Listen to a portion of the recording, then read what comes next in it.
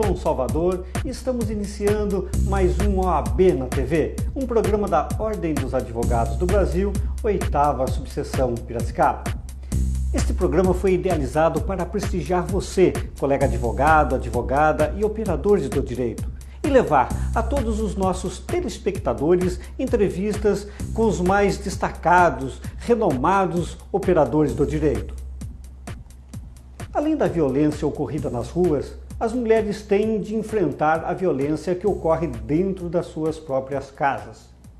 Os principais motivos da violência, segundo pesquisas, é o uso excessivo de álcool, ciúmes do marido, falta de dinheiro e casos de uso de drogas, influência das amizades e de parentes, entre outros. No Brasil, 70% das vítimas de violência foram agredidas dentro de casa. E em 40% dos casos, houve lesões graves, sendo que a maior parte das vítimas não exerce atividades profissionais fora de casa. E para falar sobre violência doméstica e a Lei Maria da Penha, convidamos hoje a doutora Thaís Aparecida Projetti. A doutora Thaís Aparecida Projetti é advogada, graduada pela Unimep, Universidade Metodista de Piracicaba, em 2010, atuante nas áreas civil, família, penal, trabalhista e direito bancário. E é integrante do escritório de advocacia Takaki e Gasparini Advogados Associados. Como vai, doutora? É um prazer tê-la aqui conosco. Sinta-se à vontade em nossos estúdios. Obrigada, eu que agradeço. Gostaria de agradecer o convite, essa iniciativa da OAB, em trazer um tema de tão grande relevância nos dias de hoje, que é a Lei 11.340 de 2006, mais conhecida popularmente como Lei Maria da Penha, e especialmente num dia como hoje, em que se comemora o Dia Internacional da Mulher. Muito obrigada e gostaria também de aproveitar para parabenizar o doutor, pela excelente forma como vem conduzido o programa, Meus parabéns pelo excelente trabalho. Obrigado, doutora. Inicialmente, eu gostaria que a senhora falasse aos nossos telespectadores, em que contexto foi criada a Lei Maria da Penha, e qual a importância para a sociedade em geral, especificamente para a mulher.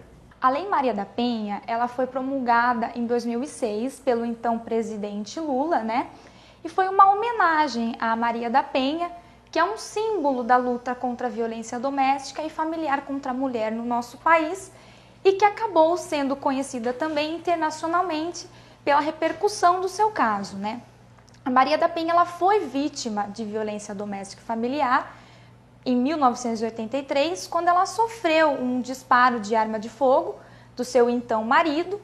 Por conta disso, ela teve que passar por uma recuperação e acabou perdendo os movimentos da perna. Após essa recuperação, ela voltou ao convívio com esse marido, acreditando numa melhora da personalidade, numa mudança desse contexto de violência, mas ela continuou sendo vítima de uma série de agressões, inclusive em cárcere privado. Só que ela foi em busca da justiça, ao contrário de muitas mulheres, ela partiu em busca dos seus direitos e, por conta disso, ele foi denunciado pelo Ministério Público como tentativa de homicídio, foi a júri, foi condenado a 15 anos de prisão, mas ele acabou apelando dessa decisão, que foi reformada pelo Tribunal de Justiça. Com essa reforma, ele passou a um novo julgamento, E nesse novo julgamento foi condenado a 10 anos de prisão, sendo que somente cumpriu 2 anos de prisão. Só que a Maria da Penha, ela ficou inconformada com a forma como o Poder Judiciário tratou o caso dela. E ela formalizou uma denúncia à Corte Interamericana de Direitos Humanos. Com isso, o Brasil foi obrigado a indenizar a Maria da Penha, pelos prejuízos sofridos, pelo descaso do Poder Judiciário, e também teve que elaborar uma lei que contivesse medidas protetivas para a mulher e que reconhecesse a gravidade desse quadro de violência doméstica e familiar contra a mulher. Então, antes, nós tínhamos uma banalização da violência doméstica que não era tratada com a devida seriedade. A partir da Lei Maria da Penha, os casos que antes eram considerados como crimes de menor potencial ofensivo e que, com consequência, eram submetidos à competência do GCRIM, passou a não ser mais submetido a esse tipo de rito e que, portanto, não se admite mais a suspensão condicional do processo, a condenação desse agressor a cumprir apenas com penas de cesta básica. Então, deu uma maior importância aos direitos da mulher, como, por exemplo, o direito à vida, o direito ao respeito à vida, a não sofrer qualquer tipo de sofrimento físico, moral ou psíquico, de ter resguardado, de não ser submetida a qualquer tipo de tortura, a ter um recurso rápido diante dos tribunais e dos órgãos competentes, né? Sim. Então, houve um efetivo resguardo desses direitos humanos, essas liberdades e garantias fundamentais, além de que assegurou-se a igualdade de proteção e o respeito à dignidade da pessoa humana. Muito bem. Muito bem. A prática da violência contra a mulher é avaliada em 3 instâncias: na doméstica, na familiar e na conjugal. Poderia falar sobre elas e o que exatamente é considerado violência contra a mulher? A Lei Maria da Penha, em seu artigo 5º, ela nos trouxe um conceito do que vem a ser violência doméstica e familiar contra a mulher. Então, nesse conceito, nós temos que é violência doméstica e familiar contra a mulher qualquer ação ou omissão que lhe cause morte, lesão, sofrimento físico, psíquico ou sexual, ou ainda lhe cause um dano patrimonial ou moral. Já o artigo 7º da lei vai nos trazer quais são os tipos de violência que o agressor poderá praticar contra a vítima. Então, ao contrário do que muitos acreditam, a lei ela não traz apenas a violência física como forma de violência. Ela nos traz a violência psicológica, a violência moral, a violência sexual e a violência patrimonial. Então, violência física seria aquela conduta que lesione a integridade física da mulher ou lhe cause um prejuízo à saúde. Já a questão da violência psicológica seria uma conduta que lhe diminua a autodeterminação, a autoestima, que traz um prejuízo à sua saúde mental, né? E dentro disso, o que nós poderíamos citar? Nós poderíamos citar os insultos, constrangimentos, chantagens, perseguições, ou até uma limitação do agressor dela exercer o seu direito de ir e vir. Já em âmbito de violência sexual, pode ocorrer na seguinte forma: quando esse agressor ele forçar através de uma intimidação, força física ou até mesmo uma ameaça, essa vítima a praticar, presenciar uma relação sexual não consentida, porque a mulher, mesmo que casada ou em uma união estável, ela não é obrigada a se submeter a uma prática sexual não desejada. E aqui é importante a gente destacar também que não somente nessas hipóteses, a violência sexual ela também ocorre quando o agressor, por exemplo, impedir a vítima de usar determinado método contraceptivo, ou então induzir ela a comercializar a sua sexualidade, ou até mesmo forçando-a a realizar um aborto ou uma gestação não desejada. Nós ainda vamos encontrar na lei a violência patrimonial, que vai ocorrer sempre que esse agressor reter, subtrair ou até mesmo destruir qualquer objeto, qualquer bem, qualquer valor ou qualquer instrumento de trabalho dessa vítima. E por fim, o artigo 7º da Lei 11.340 vai nos trazer exatamente o que vem a ser a violência por dano moral, que seria aquela conduta que se configura em uma dos seguintes crimes: a calúnia, a injúria ou a difamação. Então, fora isso, em seguida, o que a lei nos traz? Ela nos traz quais os contextos e dentro de quais circunstâncias será aplicada a Lei Maria da Penha, que, como o doutor mesmo disse, são em 3 âmbitos, que seria em qualquer relação familiar, ou seja, quando ela tiver uma união por um laço que pode ser por afinidade, um laço natural ou até por uma vontade das partes envolvidas. Então aqui, o que nós encaixamos? Nós encaixamos a família monoparental, a família adotiva, a família homoafetiva também, a união estável, né? E em seguida nós vamos encontrar no âmbito domiciliar, né? Que seria no local em que há uma convivência permanente das pessoas, né? Estejam elas ligadas ou não por qualquer tipo de laço.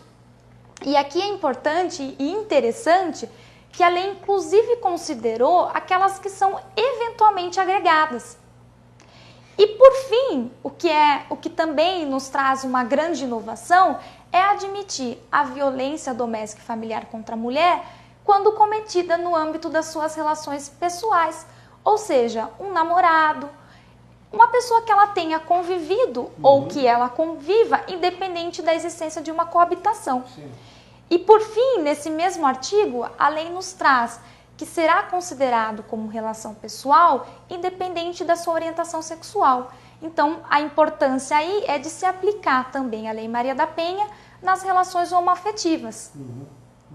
Doutora Thaís, enquanto instrumento de defesa para proteger os direitos humanos, né, das mulheres, através de que meio a Lei Maria da Penha dá devida efetividade a isso? Aqui é muito importante a gente mencionar que, ao contrário do que acredita-se, a Lei Maria da Penha não é uma lei que pune apenas quem bate na esposa. Até porque, como eu mencionei agora há pouco, essa violência ela pode ocorrer dentro de outro contexto, né? E não somente numa relação, num casamento. Então, a lei nos trouxe algumas medidas protetivas, como, por exemplo, a proibição de aproximar-se da vítima, seus dependentes e seus familiares, a proibição de manter contato, a suspensão do seu porte de arma, caso ele o tenha, né? E também, se caso essa mulher ela tenha que se afastar do local de trabalho, ela continua, mantém-se o vínculo trabalhista por 6 meses. Embora a lei diga que independe de opção sexual, né? Gostaria que a senhora explicasse aos nossos telespectadores quem pode figurar como vítima de violência doméstica e familiar e se é possível aplicar a Lei Maria da Penha a lésbicas, travestis e transexuais. A Lei Maria da Penha, ela protege justamente a mulher. Ou seja, somente a mulher poderá ser sujeito passivo de uma violência doméstica e familiar. No entanto, a lei nos traz a ressalva de que será aplicada ainda que seja numa relação homoafetiva. Ou seja, 2 mulheres que convivem, que tenham uma união estável ou que namorem, se uma agredir a outra, será aplicada a Lei Maria da Penha. E aqui é importante a gente mencionar que se houver um transexual que tenha realizado uma cirurgia de mudança de sexo e no seu registro civil constar como sexo feminino, ele será considerado como mulher e, portanto, poderá ser vítima de violência doméstica e familiar e lhe ser aplicada a pena da Lei Maria da Penha. Muito bem. Vamos a um pequeno intervalo e voltamos daqui a pouco.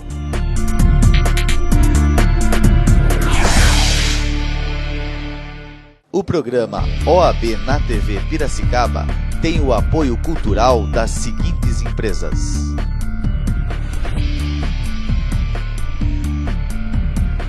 Cupim do Tchê,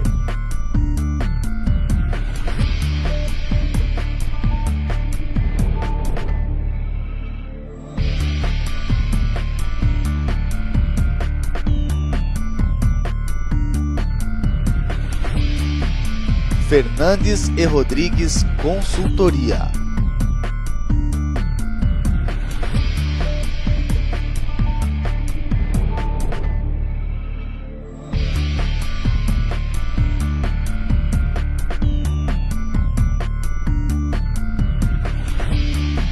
Luiz Belafre,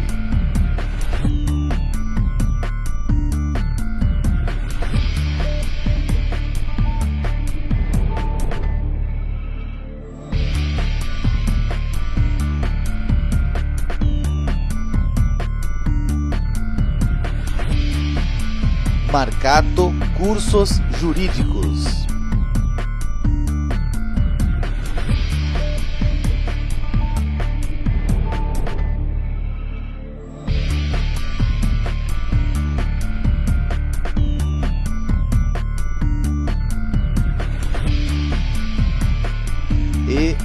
Uomini.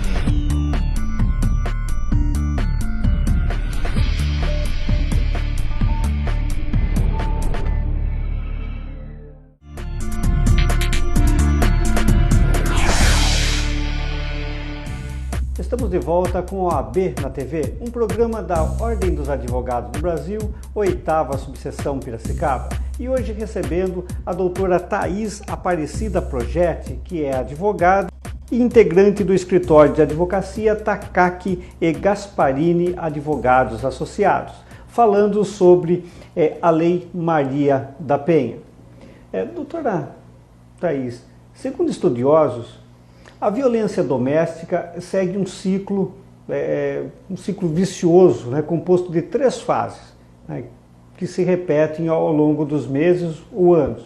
A primeira fase é a chamada fase da construção da tensão, na qual podem ocorrer incidentes menores, tais como crises de ciúmes, destruição de objetos, agressões verbais, ameaças, entre muitas outras coisas.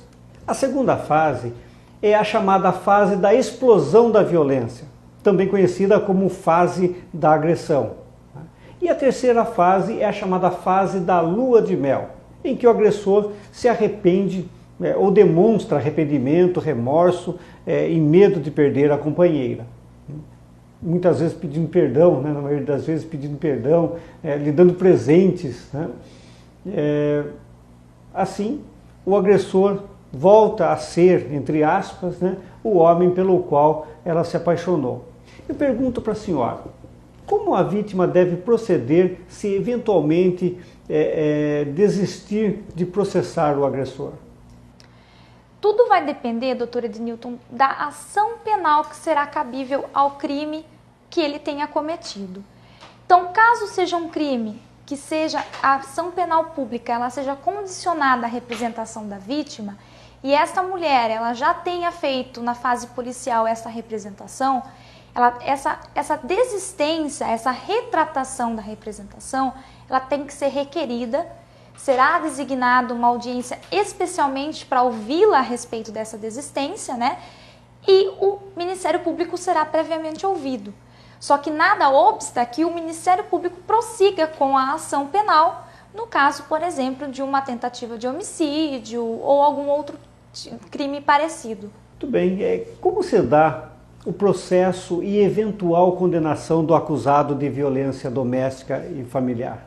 Nos crimes que são crimes de ação penal pública incondicionada, eles serão iniciados com a iniciativa do Ministério Público. O Ministério Público oferecerá uma denúncia, que será recebida ou não pelo juiz, e a partir de então será intimado o agressor para apresentar uma defesa e posteriormente designada uma audiência de instrução e julgamento, onde haverá uma possível condenação. Se tivermos diante de um crime que a ação penal seja pública condicionada à representação, vai ser necessário que essa vítima ela apresente a representação na delegacia ou em até 6 meses após a data que ela ocorreu os fatos e que ela conhece o autor desses fatos. Após esse período, ela não mais pode apresentar essa representação, pois há uma decadência desse direito, ou seja, esse tipo de ação tem como requisito de procedibilidade a representação da vítima, ou seja, o seu interesse.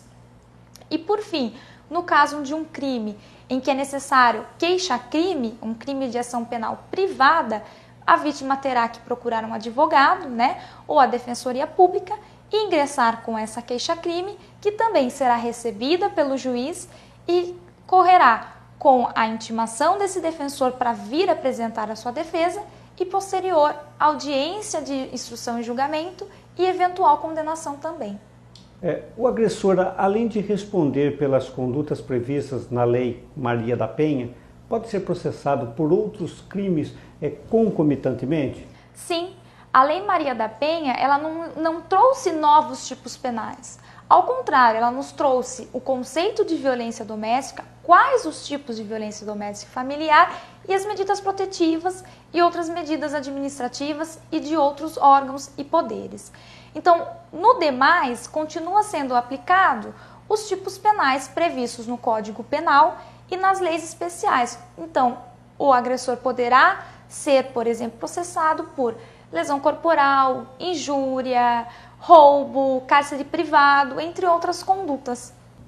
Doutora Thaís, no caso de uma mulher casada, né, com o agressor e ela sair de casa após o episódio da violência, sofre alguma consequência?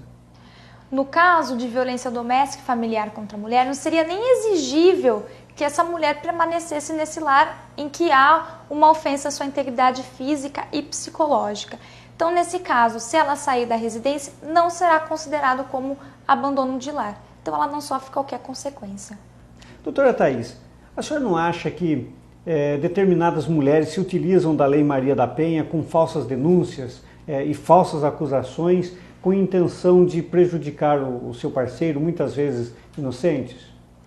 Infelizmente, em alguns casos acontece isso, mas acaba se apurando a falsidade dessas acusações e caso essa mulher assim proceda, ela vai ser considerada indiciada como incursa nas penas do artigo 340 do Código Penal, que é a falsa comunicação de crime. Será lavrado um termo circunstanciado e encaminhado ao GCRIM, onde se processará essa falsa comunicação.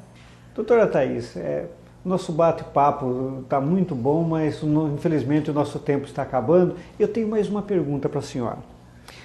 O que uma mulher deve fazer se for vítima de agressão? A mulher ela deve imediatamente se dirigir a uma delegacia especializada de proteção à mulher, ou caso não tenha essa delegacia, até uma delegacia mais próxima, né? Ela vai narrar os fatos à autoridade policial, que vai ser a responsável em instaurar esse boletim, instaurar o inquérito, né? Que vai ouvir eventuais testemunhas e o agressor. Caso essa mulher tenha fotos, filmagem ou áudio dessa agressão, ela deve levar como prova. Em seguida, ela vai ser encaminhada para um hospital ou para um instituto médico legal para fazer o exame de corpo de delito, caso seja um crime material que deixou vestígio, né? A autoridade policial ela pode estar requerendo uma prisão preventiva desse agressor e em seguida será deferida pelo juiz, que cabe a ele analisar ou não a necessidade, se o agressor não estiver cumprindo com as medidas protetivas requeridas pela vítima. Muito bem. Eu quero agradecer a participação da senhora. Obrigado por atender o nosso convite. Eu que agradeço. Foi uma satisfação enorme. Chegamos ao final. E você também pode participar do nosso programa, enviando críticas e sugestões para oabnatv_piracicaba@edeniltonsalvador.adv.br. Até o nosso próximo programa, se assim o nosso bom Deus permitir.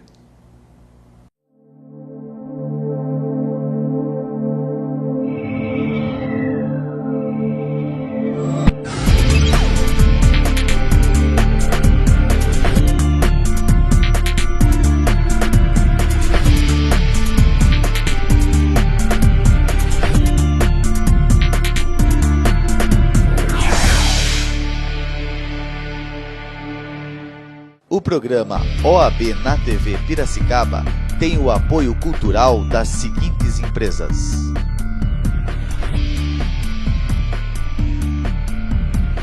Cupim do Tchê,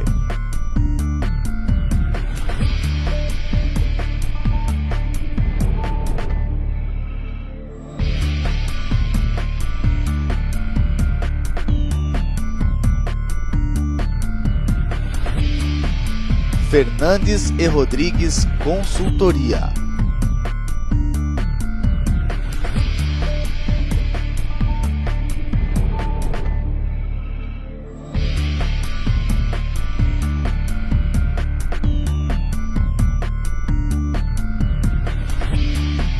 Luiz Belafre,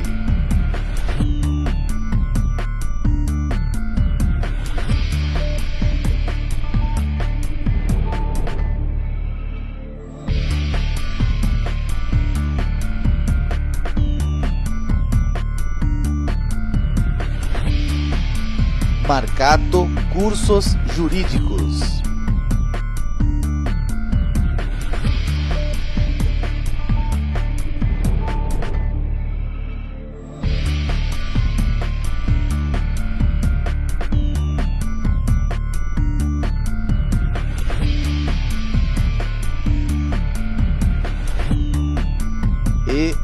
uomini.